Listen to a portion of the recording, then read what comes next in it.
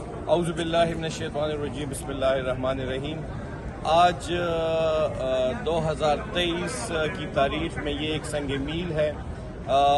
ہم ILF KP نے ایک ریٹ پٹیشن فائل کی تھی پشاور ہائی کورٹ میں، کیونکہ ایک انجانہ سا کریک ڈاؤن جو ہے وہ PTI پہ ڈالا گیا تھا۔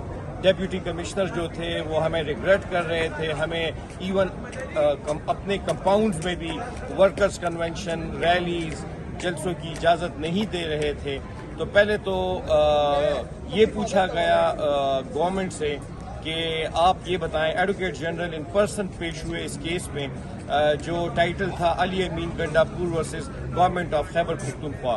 ان سے پوچھا گیا کیا آپ ہمیں بتائیں کہ کیا یہ پولیٹیکل پارٹی پاکستان تحریک انصاف کوئی بینڈ آرگنائزیشن ہے؟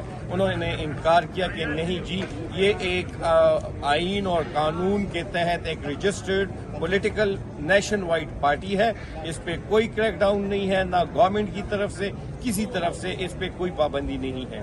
پھر جب ان کا یہ جواب آیا تو عدالت جو بینچ کنسٹیٹیوٹ ہوا تھا اعجاز انور صاحب کا اور شکیل صاحب کا، آنریبل جسٹس شکیل صاحب کا، ان کی سربراہی میں اس بینچ نے کارروائی کی اور یہ کہا کہ اگر ایسی کوئی بات نہیں ہے تو یہ ان کا رائٹ ہے انڈر آرٹیکل 15، 16، 18، 19، 20، آرٹیکل 25، 26 کہ یہ پبلک گیدرنگ کر سکے، ایک جو ہے کمپاؤنڈز میں ورکرز کنونشن کر، but with prior permission of the deputy commissioner. اور ڈیپٹی کمشنر کو بھی یہ ڈائریکشنز ہو گئی کہ وہ جو ہے بغیر کسی وجہ کے ان کے جو گیدرنگز ہیں ان کو نہیں روکیں گے۔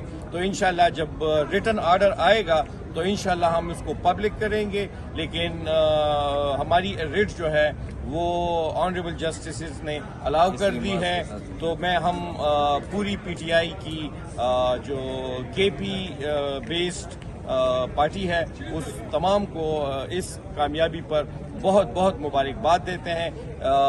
اس میں ہمارے برادران ہیں، جو ہمارے بھائی ہیں، جواد صاحب، ارشد صاحب جو خود اس کیس میں پٹیشنر تھے، جاوید صاحب، وقاص بھائی، آرگومنٹس ہمارے ہوئے، اور انعام یوسفزئی صاحب بھی ہمارے ساتھ تھے لیکن ابھی میرے خیال میں ہمارے ساتھ ادھر نہیں ہے۔ تو میں تمام KP کے ورکرز کو، KP یا PTI سے ریلیٹڈ جتنے بھی ہمارے بھائی بہنیں ہیں ان سب کو مبارکباد پیش کرتا ہوں اس کامیابی پر۔ بہت شکریہ۔